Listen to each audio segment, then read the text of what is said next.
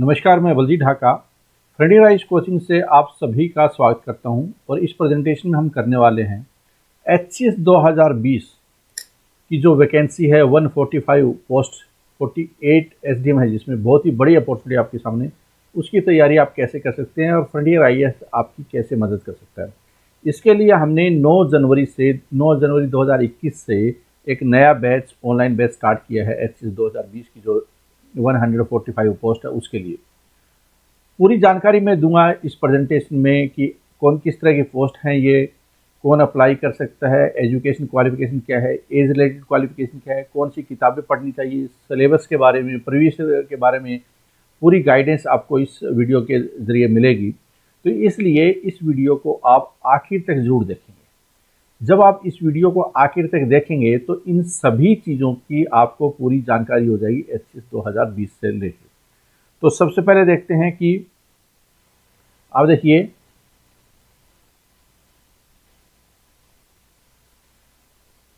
ये देखिए, ये एक नोटिफिकेशन है जो कि हरियाणा गवर्नमेंट ने मतलब सेक्रेटरी की तरफ से है। ये वो किसको भेजा गया है? वो भेजा गया HPSC को। और HPSC जैसा आप जानते हैं कि HCS की वैकेंसी की रिक्रूटमेंट करता है।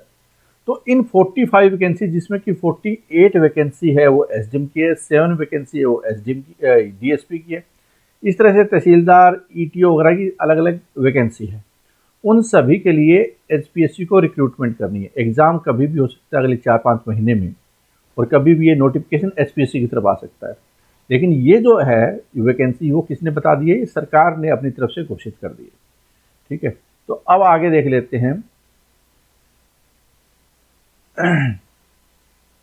अगर आपको पूरी गाइडेंस चाहिए इससे रिलेटेड, जैसे कि ये हमारी वेबसाइट है baljeetdhaka.com, फ्रेंडली IAS की वेबसाइट है।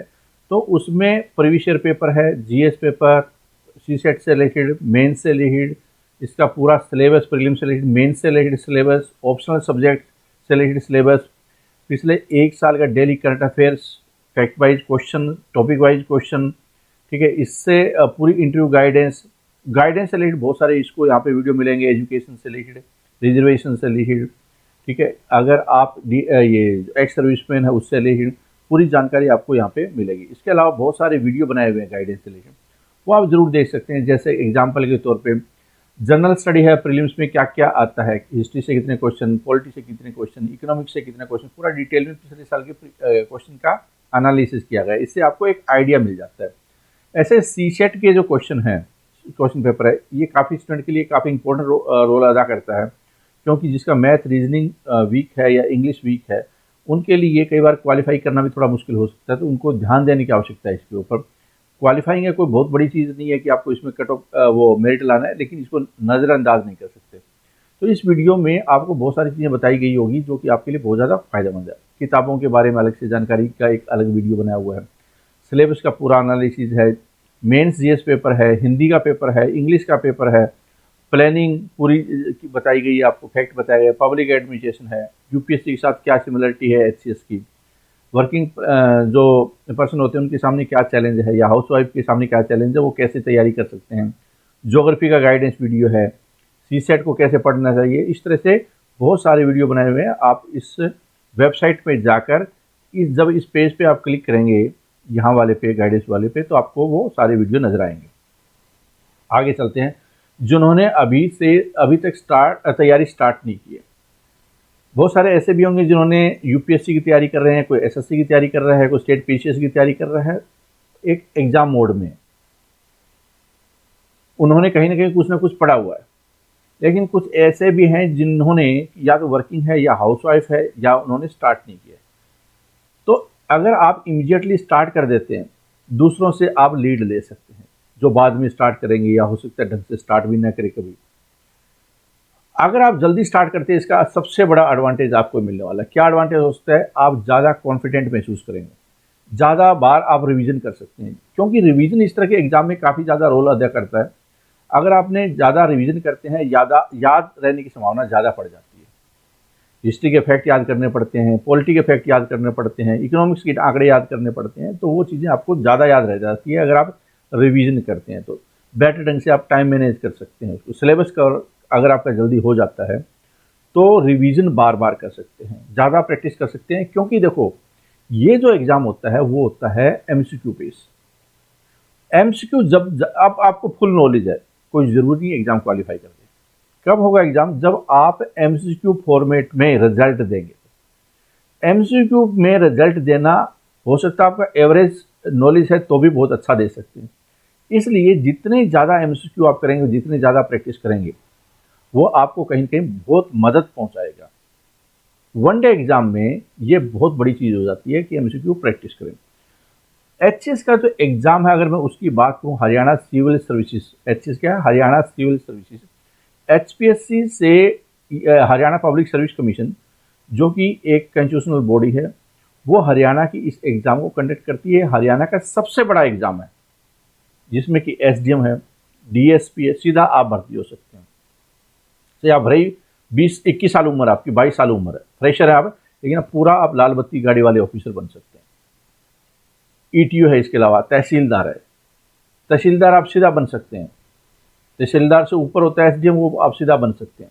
तो बहुत बड़ी वैकेंसी अपॉर्चुनिटी है, बहुत ज़्यादा वैकेंसी भी है। 145 कम वैकेंसी नहीं होती एक स्टेट में, इतनी बैंक की वैकेंसी नहीं होती जितनी इस एग्ज़ाम की वैकेंसी है, जिसमें 48 एसडीएम है।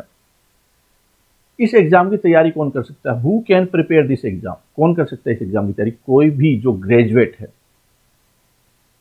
21 साल से लेकर 42 साल की उम्र में, 21 से 42 बीच में कोई ग्रेजुएट है, चाहे बीएससी की हो, बीए की हो, बीडीएस किया हो, एमबीबीएस किया हो, बीटेक किया हो, या कोई होटल मैनेजमेंट से ग्रेजुएशन की हो, वो ग्रेजुएट होना चाहिए। और 21 साल से लेकर 42 साल अगर जनरल कैटेगरी है तो, और अगर आप एससी ओबीसी हैं तो एज पर गवर्नमेंट रूल 5 साल 3 साल का रिजर्वेशन होता है, उसी अनुसार उसका आपको रिलैक्सेशन मिलेगी। अगर आप एससी हैं तो अब 42 प्लस में 5, 47 की एज है, तब भी आप इसकी तैयारी कर सकते हैं। तो इसका मतलब काफ़ी ज़्यादा आपके पास एज से रिलेटेड स्कोप है।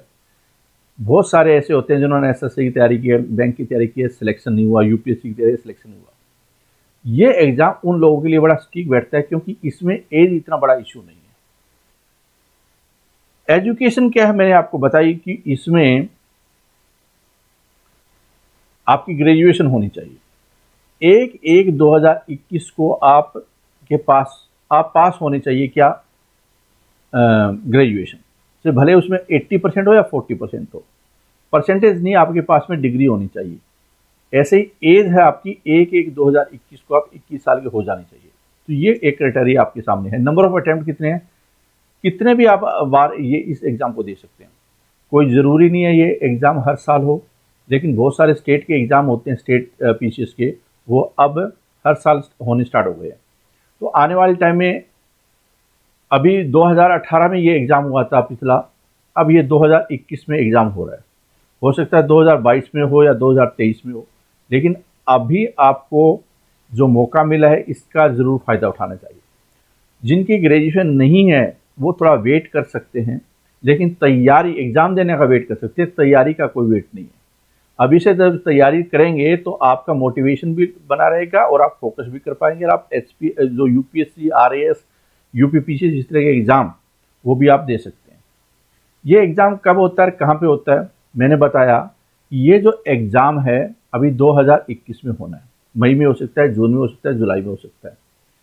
कहाँ पे होता है? ये हरियाणा में ही होता है। हरियाणा, पंचकुला, चंडीगढ़, यमुनानगर, हिसार, जहाँ पे भी सेंटर होते हैं, आमतौर पे पंचकुला और चंडीगढ़ में इसके सेंटर होते हैं, इसके बाहर सेंटर नहीं होते। तो अगर आप बॉम्बे में हैं, ये एग्ज़ाम देना चाहते हैं, आप बेंगलोर में हैं, आप बिहार में हैं, जयपुर में हैं, कहीं से भी आप ये एग्ज़ाम का अप्लाई कर सकते हैं और यहाँ पे आकर के जिस एग्ज़ाम वाले दिन एग्ज़ाम दे सकते हैं। 3 स्टेजेस में ये एग्ज़ाम होता है। पहले होता है प्रीलिम्स, फिर उसके बाद होता है मेंस, और फिर उसके बाद में होता है इंटरव्यू। कई बच्चों के दिमाग में सिर्फ प्रीलिम्स ही घूमता रहता है। तो देखो, प्रीलिम्स क्वालिफाई करना कोई वो अचीवमेंट के रूप में नहीं देखा जा सकता। क्यों नहीं देखा जा सकता? क्योंकि नौकरी नहीं मिली है। और नौकरी या एचएस कब बनेंगे आप? जब ये तीनों स्टेज क्वालिफाई होंगे। और प्रीलिम्स होता है, सिर्फ स्क्रीनिंग होता है।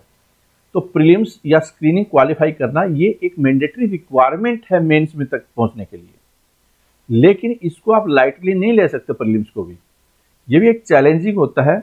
लगभग 2 लाख के आसपास लोग फॉर्म भरेंगे। पिछली बार 1,40,000 के आसपास फॉर्म थे।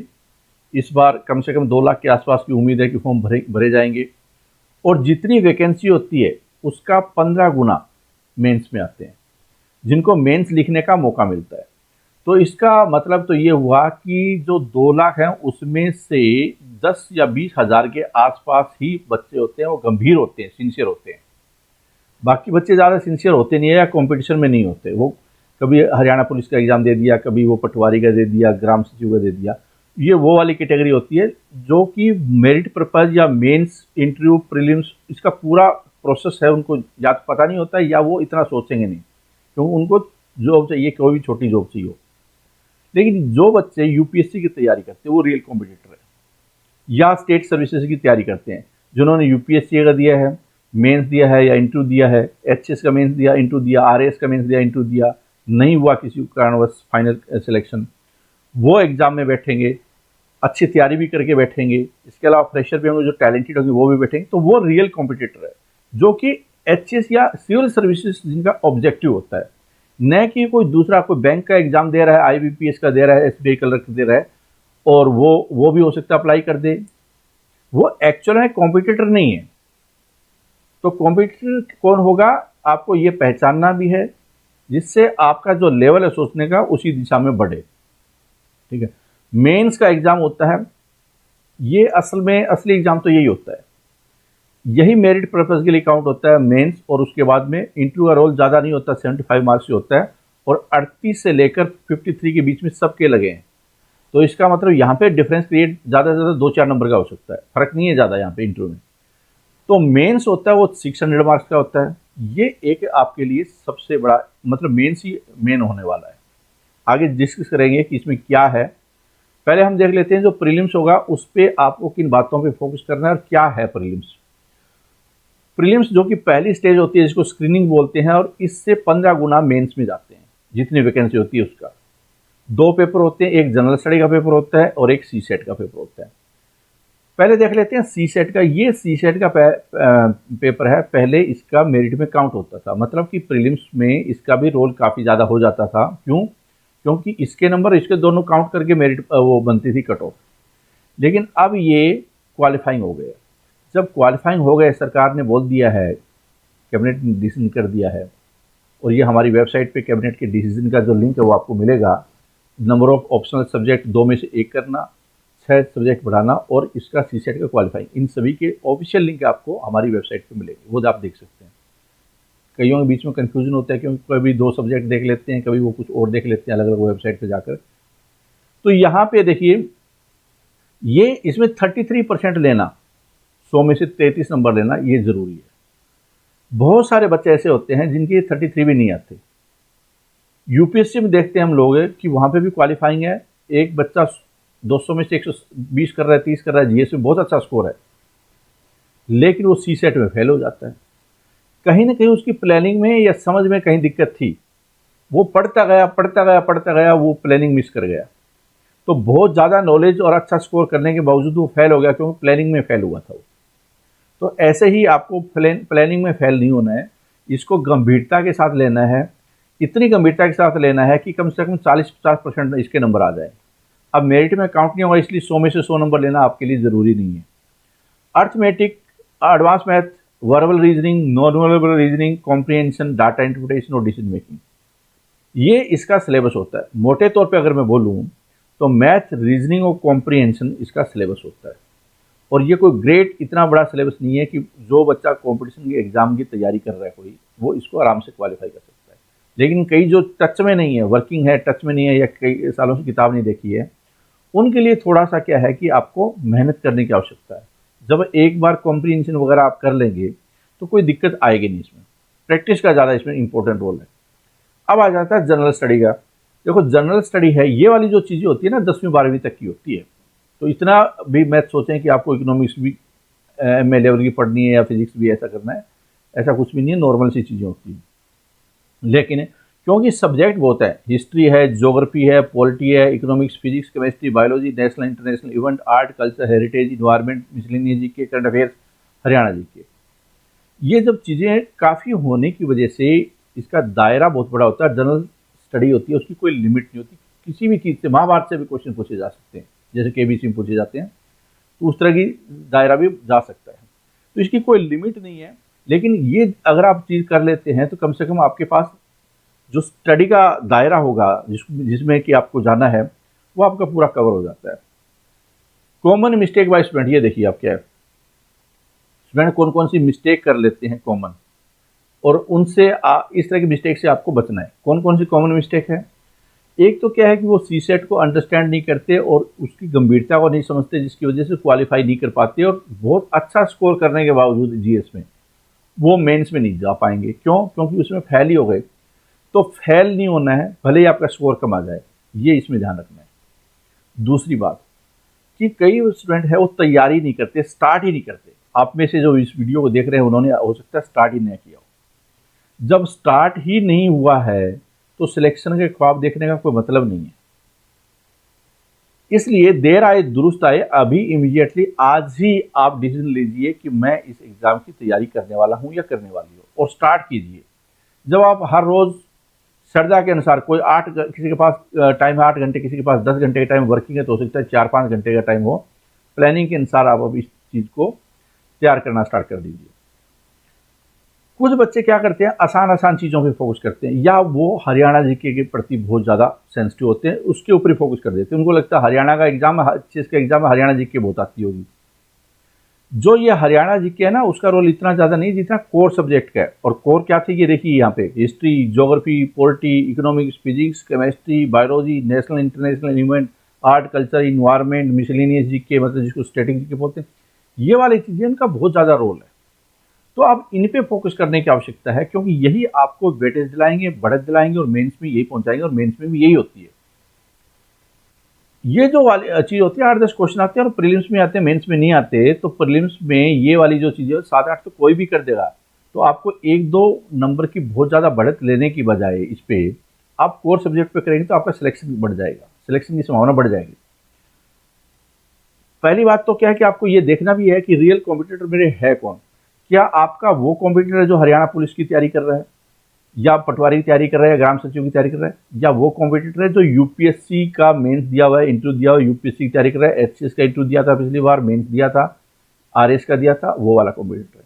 तो अपने कॉम्पिटिटर को पहचानिए और उसी शक्ति के अनुसार आपको तैयारी करनी है कि भैया मुझे उस रेंज में चाहिए, भीड़ में नहीं है। भीड़ में कॉम्पिटिशन में अलग अलग छोटे छोटे एग्जाम होते हैं, एचएसएससी, ग्रुप डी वगैरह के, तो उससे आपको बाहर निकलते हुए, सोच को बड़ा करते हुए, 3 स्टेज वाला एग्जाम है, उसके ऊपर जब स्टार्टिंग से फोकस करेंगे तो आपके विचार भी उसी के अनुसार डेवलप होंगे, राइटिंग स्किल्स भी उसके अनुसार डेवलप होंगे, क्योंकि इसमें तो वही राइटिंग करनी है। मेंस का एग्जाम भी देना है 600 नंबर का, और मेंस का एग्जाम क्या है, जीएस में 200 नंबर की ऑप्शनल सब्जेक्ट लेना है एक, फिर आगे बताऊंगा मैं, हिंदी भी है, इंग्लिश भी है, और 3-3 घंटे का एक पेपर होता है। तो जब वो दिमाग में नहीं होगी आपकी, तो आपकी सोच उतनी डेवलप नहीं हो पाएगी जो एक सिविल सर्वेंट के लिए चाहिए होती है।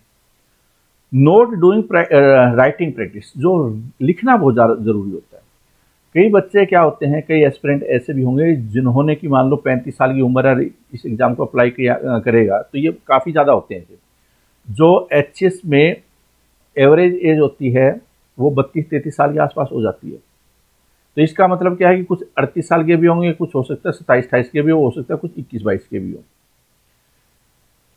ये जो लोग होंगे, इस बात की भी संभावना हो सकती है, आज के टाइम में कंप्यूटर का जमाना है, इन्होंने राइटिंग प्रैक्टिस किए हुए काफ़ी समय हो गया होगा, और एग्ज़ाम क्या है, एक दिन में 2 पेपर होने हैं, 3 घंटे का सुबह होगा और 3 घंटे का शाम को होगा, और लिखने वाला होगा। तो 6 घंटे की राइटिंग करने की शक्ति होनी चाहिए। 3 घंटे में हाथ में दर्द हो जाता है लिखते लिखते लिखते। 6 घंटे लिखना है आपको। इसका मतलब क्या हुआ कि वही, ये तो मेन अटक की बात कहाँ पे, कि लिखने की आपकी स्टेमिना होनी चाहिए, लिखने की कला होनी चाहिए, राइटिंग की प्रैक्टिस होनी चाहिए, राइटिंग स्किल्स होनी चाहिए। एवरेज नॉलेज और आपकी राइटिंग स्किल्स आपको आगे बढ़ाएगा। ग्रेट नॉलेज आपका और राइटिंग स्किल्स पुअर आपको एग्जाम से बाहर कर देगी। नॉलेज बढ़ाने पे बहुत ज़्यादा फोकस मत कर लीजिए, ये आपके लिए प्रीलिम्स भी क्वालिफाई नहीं कराएगा। बहुत सारे लोग नॉलेज बढ़ाते हैं, ये नॉलेज का एग्जाम नहीं होता। आपको प्लानिंग करनी है, जो स्किल चाहिए होती है। अगर एमसीक्यू फॉर्मेट में चाहिए तो एमसीक्यू ज़्यादा करने हैं, अगर मेंस के लिए आपको राइटिंग चाहिए तो राइटिंग आपको ज़्यादा करनी है, ठीक है। तो ये चीज़ें आप ध्यान में रखेंगे, आपको ज़्यादा बेटर फायदा होगा। Not able to integrate prelims and mains. देखो, ये कोई प्रीलिम्स का एग्जाम नहीं है जिससे कि आपको एचएस की जॉब मिल जाएगी।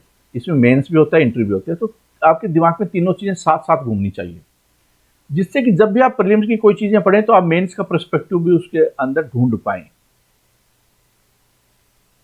क्योंकि मेंस में मेरिट में आना जरूरी है। जितने ज़्यादा नंबर मेरिट में होंगे, मेंस में होंगे, उतना ही आपकी संभावना अच्छी पोस्ट के लिए होगी, ठीक है। तो इसलिए जो मेंस के जो टॉपिक होते हैं वो आपको अगर पता चल जाए, हम भी क्या है कि लगभग 80 के आसपास आपको टॉपिक, 2-3 तरीके हैं इसके। एक तरीका तो यह आप हर रोज अखबार पढ़िए, लेकिन मैं ये रिकमेंड करूंगा कि बहुत ज़्यादा अखबार पे टाइम खराब करना हो जाता है। वो कोई बहुत ज़्यादा आज के टाइम में जो कंपटीशन है और टेक्नोलॉजी है आपके पास में और रिसोर्सेज है, तो उस रिसोर्सेज की प्लानिंग का इस्तेमाल करना चाहिए, न कि सिर्फ पढ़ते जाओ अखबार पढ़ लिए 4 घंटे, कुछ होने वाला नहीं है। आपके पास वैसे भी कम टाइम है, तो आधा घंटा से ज़्यादा अखबार अगर आप पढ़ रहे हैं तो सोचना कि कहीं आपका टाइम खराब तो नहीं हो रहा है। आपको अगर 80 से 100 टॉपिक, जैसे फार्म बिल हुआ, न्यू एजुकेशन पॉलिसी हुई, कंज्यूमर प्रोटेक्शन बिल हुआ, एक्ट हुआ, इस तरह के अगर 70-80 टॉपिक ढूंढ लेते हैं आप, या हम आपको बताएंगे, अगर आप फ्रंटियर राइस के स्टूडेंट हैं तो वो आप फॉलो कर लीजिए। क्योंकि अगर आप वो फॉलो करेंगे, साथ में भी चल लेंगे इसके, तो कोई दिक्कत नहीं, साथ साथ तैयारी हो जाएगी। Not able to make daily schedule. कई बार क्या करता है बच्चा, 15 दिन बहुत धुआंधार पढ़ता है जोश में, उसके बाद क्या है कि एक हफ्ते किताब भी नहीं उठाई। ऐसी पढ़ाई का कोई फायदा नहीं। रेगुलर होना है, इरेगुलर नहीं होना है। रेगुलरिटी, देखो मैं आपको पहले बता रहा था, एक चीज डायलॉग मारा था मैंने कि बहुत ज्यादा नॉलेज लेने की जरूरत नहीं है, आपको प्लानिंग करनी है, और प्लानिंग का एक ये भी हिस्सा है कि आप रेगुलर रहें। रेगुलर से आपकी टोटल आउटपुट बढ़ेगी। 15 दिन जोश दिखाया और फिर 15 दिन गायब हुए, या नाटक या बुखार गा, तो उसका कोई फायदा नहीं है, भूल जाएंगे। Distraction, social media, YouTube, court cases, इन पे आप कम टाइम खराब करें। फोकस करेंगे आप अपनी स्किल पे, स्किल बिल्डिंग पे, प्लानिंग पे, पढ़ने पे, राइटिंग पे, एमसीक्यू ज़्यादा करने पे, आपको ज़्यादा फायदा होगा। ये आपको बड़ा भटका देंगे। इसलिए लिमिट में इस्तेमाल करें या न करें, टाइम वेस्टेज का ये रिसोर्सेज है। Too much focus on Hindi medium and not trying to understand the importance of English. कई बच्चे क्या है कि इंग्लिश से नफरत करते हैं, लेकिन ऑफिसर बनना चाहते हैं। दोनों साथ साथ नहीं हो सकती। अगर आपको ऑफिसर बनना है तो आपको उन स्टूडेंट्स के साथ भी, जिनको बहुत अच्छी इंग्लिश आती होगी, उनके साथ compete करना है। इंग्लिश और टेक्नोलॉजी से आप भागिए मत, आज की रिक्वायरमेंट है। और ये कोई बहुत बड़ी बात नहीं है कि आप इंग्लिश नहीं सीख सकते। इंग्लिश बिल्कुल सीख सकते हैं, और कम समय में भी सीख सकते हैं। इसलिए कई बच्चे तो क्या है कि अगर हरियाणा में लिखना होता है तो वो हिंदी में नहीं, हिंदी में चाहिए उनको। हरियाणा जी के हिंदी में वर्ड लिखा होना चाहिए। द हिंदू और इंडियन एक्सप्रेस पढ़ने की तो दूर की बात है, अखबार पढ़ना ये वाली एक रिक्वायरमेंट है। ये आपका एक, और ये पढ़ सकते हैं आप, बस थोड़ा सा क्या है कि आपको अपना माइंड सेट करना पड़ेगा। अगर नहीं भी पढ़े तो हम जो आर्टिकल लिख रहे हैं वो भी पढ़ सकते हैं। ये एप्टीट्यूड रखना पड़ेगा कि मुझे लैंग्वेज की एक स्किल है वो चाहिए। इंग्लिश एक इम्पोर्टेंट है, किसी भी एग्जाम को या जीवन में आगे बढ़ने के लिए बहुत ज़्यादा ज़रूरी है। ये इसकी इम्पोर्टेंस को समझे। हिंदी भी ज़रूरी है, वो मैं आगे बताऊंगा। लेकिन ये हिंदी का और इंग्लिश के बीच में जो नफरत है इंग्लिश के प्रति, उसको आपको हटाना है। अगर है तो, नहीं है तो बहुत अच्छी बात है। अब देखिए यहाँ पे मैं वापस ले जाता हूँ आपको प्रीलिम्स का जो पैटर्न होता है उसके ऊपर। मल्टीपल चॉइस क्वेश्चन होते हैं प्रीलिम्स में, और मेंस में क्या होता है, राइटिंग वाले 3 घंटे का एक पेपर होता है मेंस में। मैथ, हिंदी का पेपर होगा, इंग्लिश का पेपर होगा, जीएस का पेपर होगा, ऑप्शनल। जब 4 पेपर होंगे तो वो 3-3 घंटे के होते हैं। 12 घंटे आपको लिखना है। लेकिन यहाँ पे क्या है, आपको 2 घंटे का पेपर ये और 2 घंटे का ये, 4 घंटे सुबह शाम, 2 घंटे सुबह 2 घंटे शाम। ये एमसीक्यू वाले हैं, ये प्रीलिम्स है। 100 मार्क्स होगा, 100 क्वेश्चन होंगे, 100 मार्क्स होगा, 100 क्वेश्चन होंगे, 200 नंबर का और 200 क्वेश्चन आपके होने। जो सी सेट है ये क्वालिफाइंग है 33% वाला ये, और ये वाला है अगर आपके 100 में 65 है, 70 है, ये वाला वो है।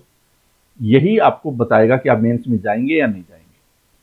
अगर पेपर बहुत यूपीएससी पैटर्न टाइप आ जाता है, संभावना हो सकती है उसकी भी, तो कई बार क्या 50% भी कट ऑफ नहीं जाती। अगर फैक्ट बेस आता है, थोड़ा डिफिकल्ट आता है या मिक्स टाइप का आता है तो 65-70 के आसपास जा सकता है। अगर ज़्यादा फैक्ट बेस आ जाता है या आसान आ जाता है तो हो सकता है 95% भी स्कोर चला जाए। तो डिपेंड करता है कि पेपर का लेवल कैसा है।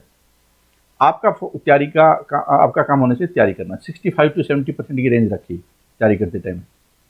ऑब्जेक्टिव टाइप होते हैं, हिंदी इंग्लिश दोनों में पेपर होता है। नेगेटिव मार्किंग 0.25 होती है, 0.25 होती है, और OMR सीट आपको मिलती है जिसमें कि गोले लगाने होते हैं।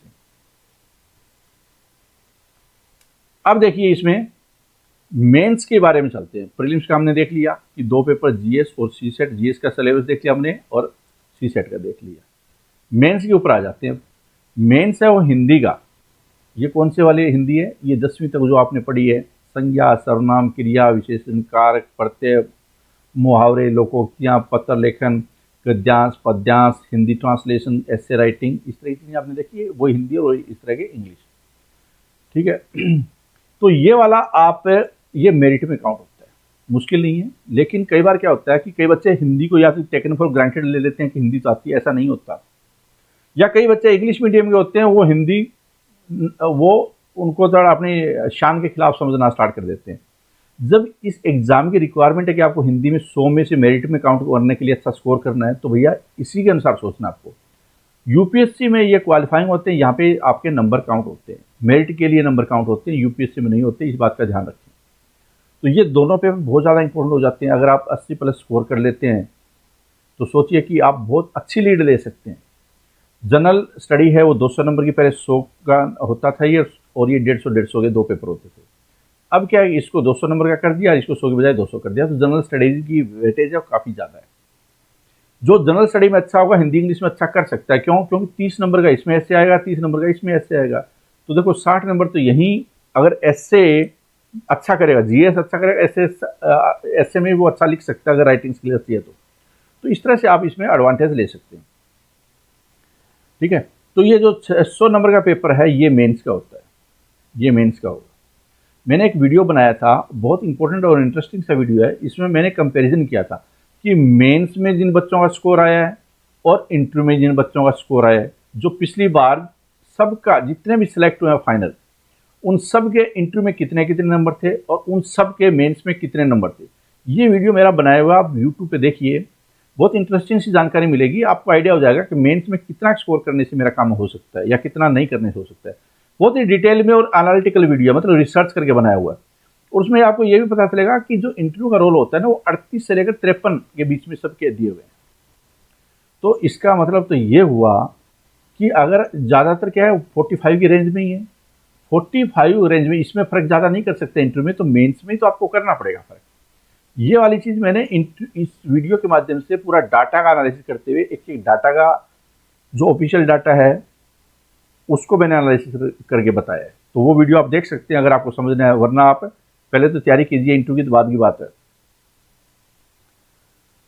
जो ऑप्शनल सब्जेक्ट होता है, एक ऑप्शनल सब्जेक्ट लेना होता है आपको। ऑप्शनल का मतलब कि जो ग्रेजुएशन तक का इसका सिलेबस होता है, लेकिन ये कोई ज़रूरी नहीं है जो आपने ग्रेजुएशन में, मान लो फॉर एग्जांपल आपने मेडिकल से ग्रेजुएशन की है, मेडिकल में बॉटनी, जूलॉजी, केमिस्ट्री थी आपके पास में, तो आप कोई भी सब्जेक्ट ले सकते हैं यहाँ पे ऑप्शनल से, वो आपका हिस्ट्री हो, ज्योग्राफी हो, पॉलिटी हो, इसमें से कोई भी ले सकते हैं। एक सब्जेक्ट इसमें लेना होता है।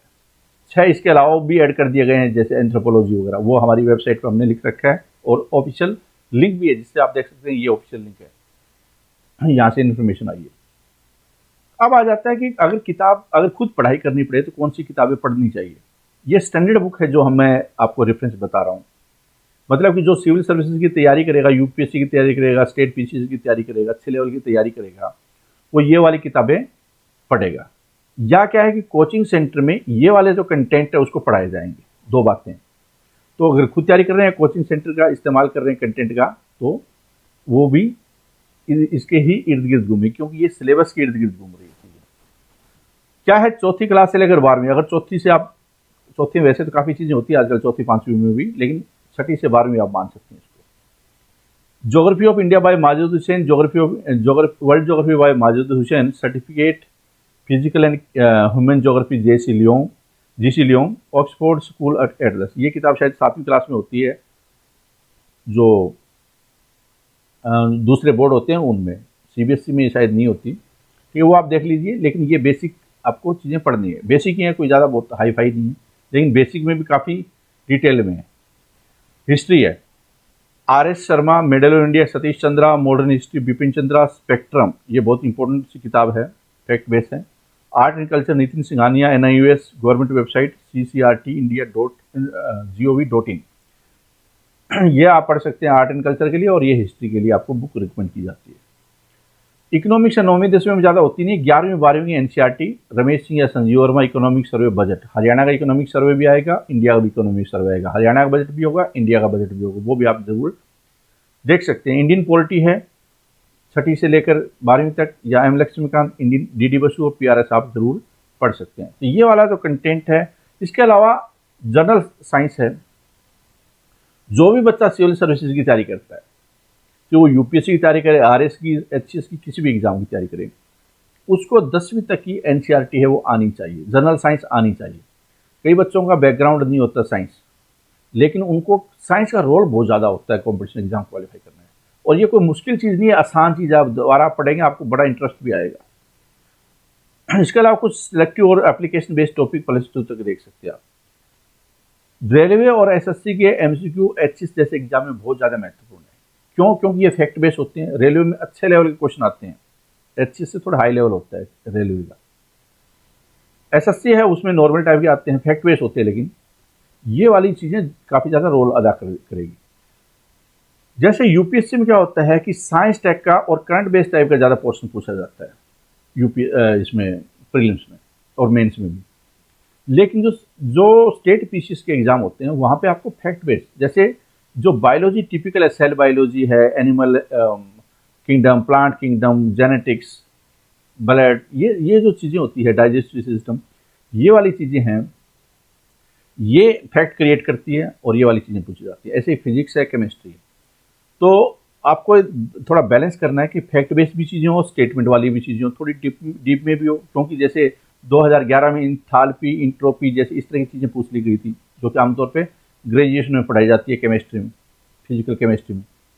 तो अब चैलेंज क्या है आपको कि कम से कम इतना तो आपको चाहिए ही चाहिए आना, लेकिन बहुत डिटेल में क्या होता है, अगर ग्रेजुएशन वाली चीज़ें पढ़ेंगे तो नुकसान ज़्यादा है, वो जो प्रोडक्टिविटी आनी चाहिए फिर वो नहीं आएगी, 1-2 क्वेश्चन को आप छोड़ सकते हैं। CSET का जहाँ तक सवाल है, तो इसमें अर्थमेटिक आप कोई किताब देख सकते हैं, RS अग्रवाल देख सकते हैं, SSC की कोई किताब देख सकते हैं, ऐसे SSC वाली या रेलवे वाली जो एडवांस मैथ की होती है वो देख सकते हैं।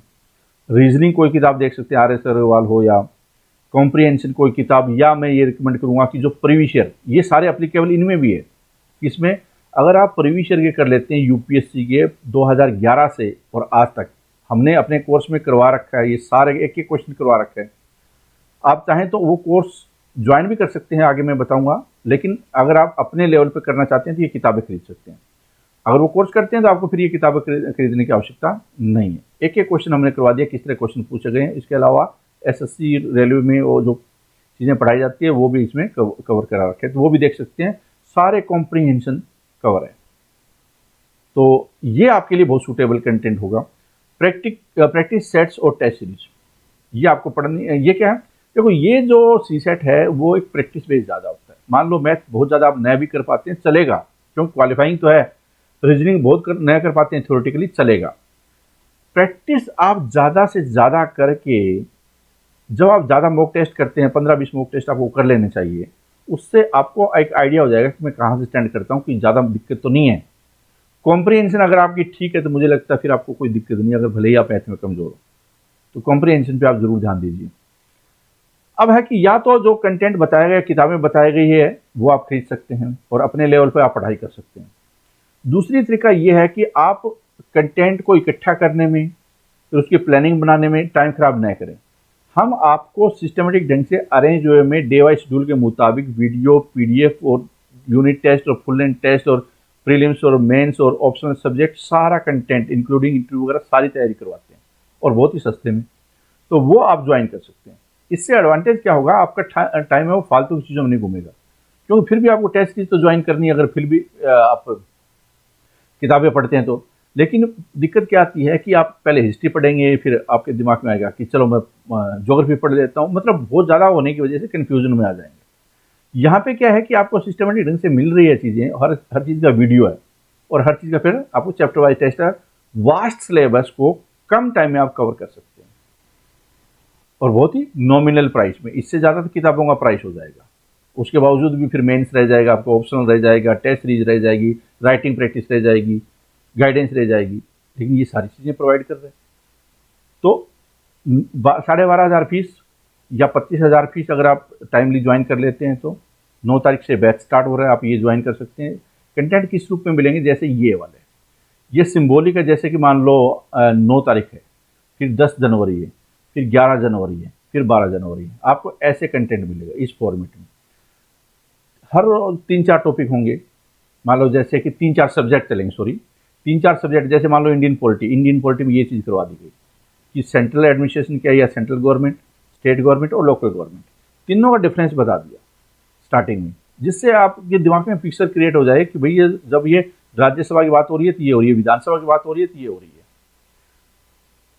ऐसे ही ज्योग्राफी का बेसिक जानकारी दे दी गई कि geography, geological history of India, या आर्ट एंड कल्चर का Indian architecture, ancient India part 1, Harappan art, Mauryan art, और फिजिक्स का हीट, ये इस तरह के टॉपिक करवा दिए। साथ में क्या पीडीएफ है, वीडियो है, डेली टेस्ट है इसका, फिर सॉल्यूशन है, फिर इसका वीडियो है। तो इस फॉर्मेट में ये चल रहा है, इस फॉर्मेट में चल रहा है ये। इससे आपको फायदा क्या है, 3-4 सिलेबस हो रहे हैं, बहुत जल्दी हो रहे हैं, मान लो 3-4 घंटे में आप कर रहे हैं। अगर आपके पास टाइम कम है या तो आप क्या कर सकते हैं, फिर आप वीडियो को मिस कर सकते हैं सिर्फ, क्योंकि जो चीज़ वीडियो में वही पीडीएफ है। मतलब कि पीडीएफ और वीडियो को बहुत सिंक्रोनाइज किया गया है ताकि स्पीड पे हो, स्पीड पे आप तैयारी कर सकें। क्योंकि इंपॉर्टेंट यहाँ पे स्पीड भी हो जाती है, ये नहीं कि आप नॉलेज बढ़ाते रहे और 2 साल लगा दिए। यहाँ तो 4-5 महीने में सब कुछ कवर करना है आपको, ठीक है। तो ऐसे करके आपका पूरा सिलेबस है वो लगभग 3-4 महीने में खत्म हो जाता है। इसके अलावा वैसे तो चलता रहेगा, मेंस है, ऑप्शनल है, टेस्ट सीरीज है, बाकी सारी चीज़ें 7-8 महीने कम से कम चाहिए पूरा सारी चीज़ों को करने के लिए, और इतना ही एग्ज़ाम का लगभग टाइम है। तो आप कम टाइम में बहुत एफिशिएंट तैयारी कर सकते हैं राइट कंटेंट के साथ में, और कॉम्प्रिहेंसिव तैयारी। अब ये नहीं कि ऊपर ऊपर में थोड़ी सी चीज़ पढ़ ली, थोड़ा सा भी डीप क्वेश्चन आ गया आप कलाबाजी खा गए, ऐसा नहीं होना चाहिए। पूरी डिटेल आपको इसके ज़रिए पढ़ाई जा रही है।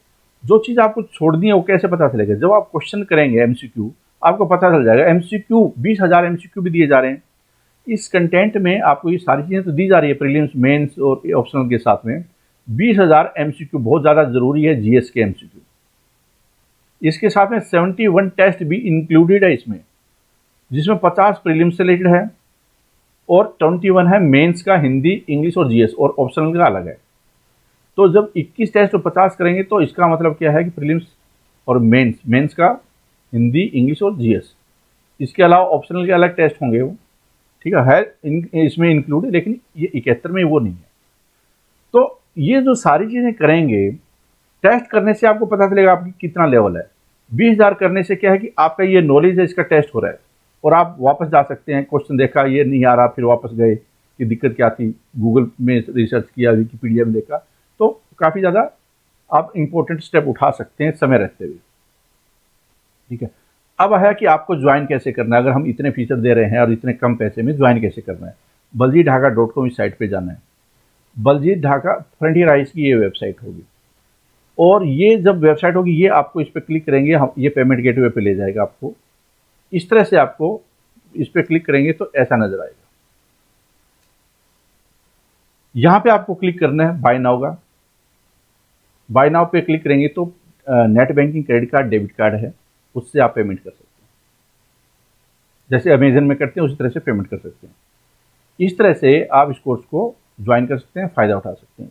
जो वीडियो वगैरह है वो हर रोज़ अपडेट कर दिए जाते हैं सुबह डे वाइज शेड्यूल में, और आपका टाइम ख़राब नहीं होगा। अगर आप उसको डबल स्पीड पे भी देख सकते हैं, रिपीट करके भी देख सकते हैं, समझ में नहीं आया 2 बार भी देख सकते हैं, सिर्फ पीडीएफ का इस्तेमाल कर सकते हैं, वीडियो को दूर कर सकते हैं। अगर आपका लेवल थोड़ा ठीक है और कम टाइम है और वर्किंग है तो अपनी फ्लेक्सिबिलिटी आप मेंटेन कर सकते हैं। मतलब कि अगर बाई चांस क्या है कि अगर एक दिन का आप कवर नहीं कर पाए हैं तो दूसरे दिन कर सकते हैं, ये सारी फ्लेक्सिबिलिटी आपके सामने हो जाती है क्योंकि शेड्यूल ऐसे बनाया हुआ है। ये लाइव क्लासेस नहीं है, मैं आपको पहले बता रहा हूँ, क्योंकि हम टाइम खराब नहीं करना चाहते अननेसेसरी।